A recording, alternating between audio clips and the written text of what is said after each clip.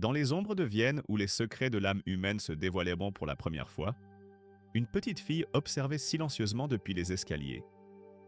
Son nom était Anna Freud, et son destin était scellé dès l'instant où elle naquit dans la maison de l'homme qui révolutionnerait à jamais notre compréhension de l'esprit. Mais Anna ne serait pas seulement la fille du père de la psychanalyse.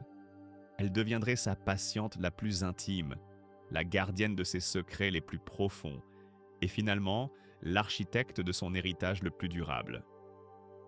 Voici l'histoire de comment une femme transforma la douleur d'être analysée par son propre père en une révolution qui changerait à jamais la façon dont nous comprenons l'esprit infantile. Imaginez un instant que votre père soit l'explorateur le plus célèbre du territoire, le plus inexploré de l'humanité, l'inconscient. Chaque dîner dans la maison des Freud n'était pas seulement un repas familial, mais une expérience psychologique vivante. Sigmund Freud avait découvert que nos désirs les plus primitifs, nos pulsions les plus sauvages et nos peurs les plus profondes se cachent dans les cavernes obscures de notre esprit inconscient. Comme un iceberg flottant dans l'océan, nous ne voyons que la pointe de notre personnalité consciente, tandis qu'en dessous se dissimule une masse gigantesque de pensées, de souvenirs et de désirs refoulés qui contrôlent notre comportement sans que nous nous en rendions compte. Pour Anna, grandir signifiait être constamment observé à travers cette lentille psychanalytique. Chaque colère, chaque cauchemar, chaque geste était interprété selon les théories révolutionnaires de son père sur le développement psychosexuel et les mécanismes de défense du moi. En 1918, quand Anna avait 23 ans, quelque chose d'extraordinaire et de profondément troublant se produisit. Sigmund Freud prit une décision qui défierait tous les codes éthiques modernes. Il décida de psychanalyser sa propre fille. Pendant 4 ans, Anna s'allongea sur le divan de son père, explorant les recoins les plus intimes de sa psyché sous le regard pénétrant du créateur de la psychanalyse. Imaginez la complexité de cette situation. L'homme qui avait découvert le complexe d'Electre, la tendance inconsciente des filles à ressentir de l'attirance envers leur père, analysait les pensées les plus secrètes de sa propre fille. Pour Freud, Anna représentait le cas parfait pour tester ses théories sur la sexualité infantile et les mécanismes de défense. Il avait observé comment les enfants développent ce qu'il appelait des pulsions libidinales envers leurs parents, et comment le moi, cette partie rationnelle de notre esprit, doit trouver des façons de se protéger de ces impulsions perturbantes. Mais pour Anna, ces séances furent bien plus qu'une expérience scientifique. Elles furent le creuset où se forgerait son avenir. Durant ces années intimes sur le divan, Anna commença à comprendre quelque chose qui changerait la psychologie à jamais. Son père avait découvert que notre esprit se divise en 3 forces en bataille constante. Le ça, nos pulsions les plus primitives et sauvages. Le surmoi, la voix sévère de la morale et des règles sociales.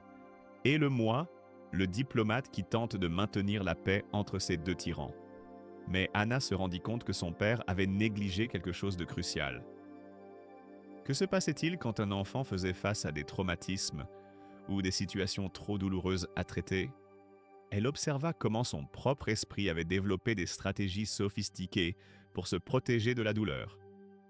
Le déni, comme quand nous prétendons que quelque chose de terrible n'arrive pas. La projection, quand nous attribuons nos sentiments négatifs à d'autres personnes. Ou la sublimation, quand nous transformons des pulsions destructrices en activités créatives. Ces mécanismes de défense n'étaient pas simplement des théories abstraites pour Anna. Elle les avait vécues dans sa chair, elle les avait expérimentées dans l'intimité la plus vulnérable de sa propre thérapie. Quelque chose d'extraordinaire commença à se produire durant ces années d'analyse. Anna n'était pas seulement en train d'être guérie, elle se transformait en chercheuse de sa propre psyché. Elle commença à remarquer des modèles que son père n'avait pas complètement explorés. Comment les enfants développent des façons uniques de se protéger émotionnellement, comment ils traitent les traumatismes différemment des adultes, et comment le moi infantile est beaucoup plus résilient et créatif que quiconque l'avait imaginé.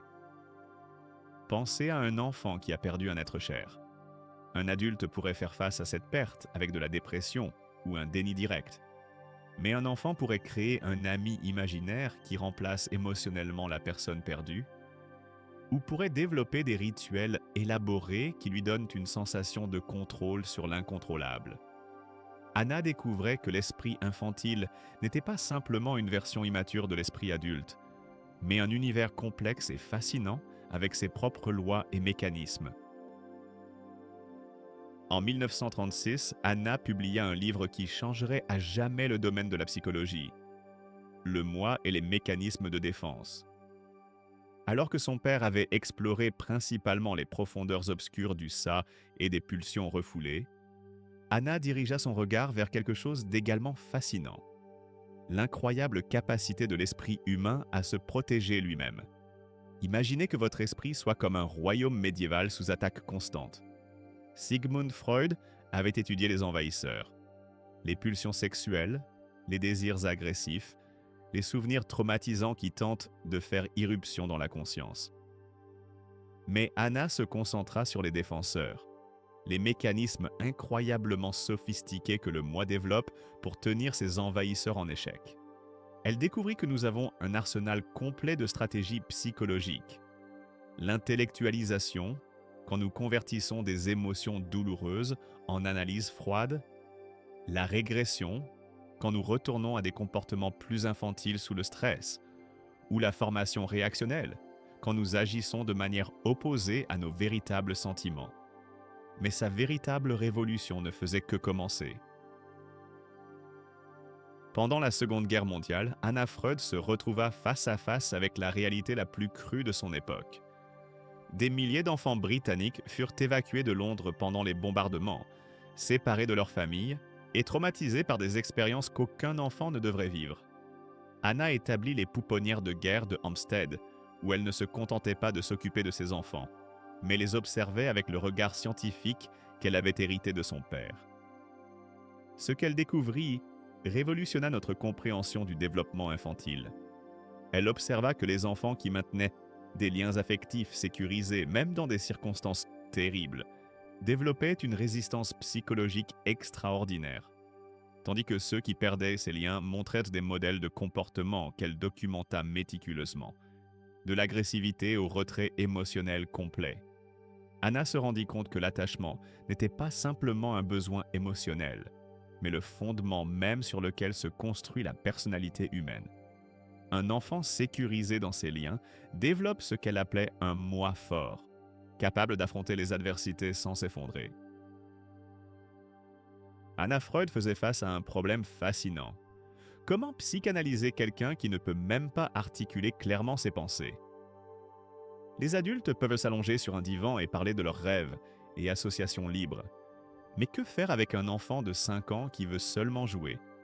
La réponse d'Anna fut brillante dans sa simplicité. Transformer le jeu en langage de l'inconscient infantile. Elle observa que quand un enfant joue, il ne fait pas que s'amuser. Il traite des traumatismes, élabore des peurs et exprime des désirs qu'il ne peut pas verbaliser. Un enfant qui écrase répétitivement des voitures miniatures pourrait être en train de traiter un accident dont il a été témoin. Une fillette qui sépare constamment des poupées de leur famille pourrait être en train d'élaborer sa propre peur de l'abandon. Anna développa des techniques révolutionnaires. La thérapie par le jeu, où les thérapeutes apprennent à lire le langage symbolique du jeu infantile, comme s'il s'agissait d'un texte codé. Elle transforma des cabinets cliniques en espaces remplis de jouets, où chaque objet devenait un outil pour explorer la psyché infantile. Quand Sigmund Freud mourut en 1939, Anna devint quelque chose de plus que l'héritière de son héritage intellectuel. Elle devint la gardienne et la révolutionnaire de son œuvre.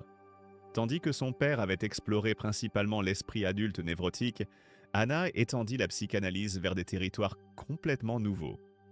Le développement normal des enfants, la psychologie du traumatisme et les mécanismes adaptatifs de l'esprit humain.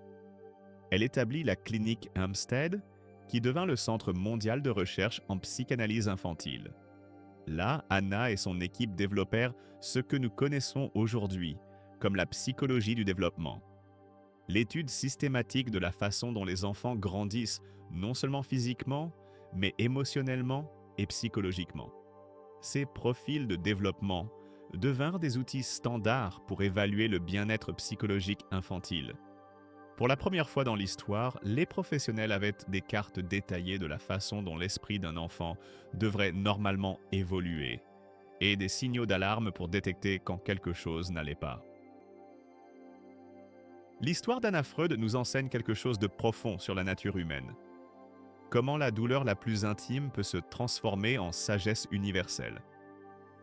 Cette petite fille qui grandit en étant observée et analysée, qui devint la patiente de son propre père, accomplit quelque chose d'extraordinaire. Elle transforma cette expérience unique et problématique en connaissances qui ont aidé des millions d'enfants à travers le monde. Anna démontra que les mécanismes de défense ne sont pas des signes de faiblesse, mais des preuves de l'incroyable créativité et résistance de l'esprit humain.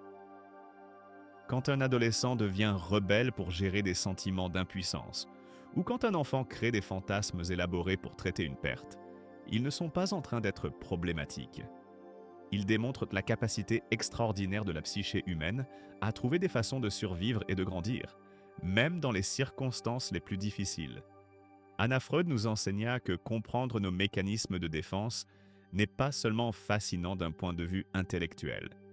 C'est la clé pour développer une compassion plus profonde envers nous-mêmes et envers les autres, spécialement envers les enfants qui luttent pour trouver leur place dans un monde adulte qui souvent ne les comprend pas.